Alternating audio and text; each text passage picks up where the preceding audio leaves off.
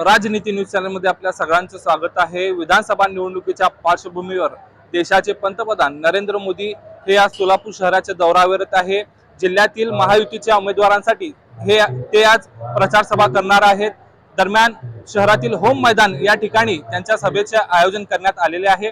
तर सभास्थळी हे भव्य मंडप घालण्यात आलेला आहे। तसेच महायुतीचे झेंडे सुद्धा लावण्यात आलेला आहे। या ठिकाणी मोठा स्टेज घालण्यात आलेला आहे।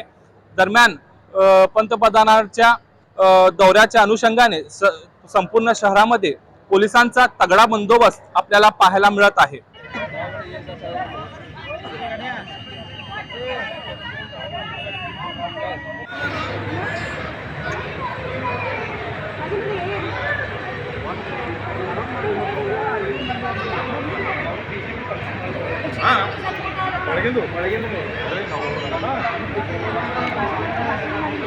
राजनीती न्यूज चॅनलसाठी मी फयाज शेख, सोलापूर।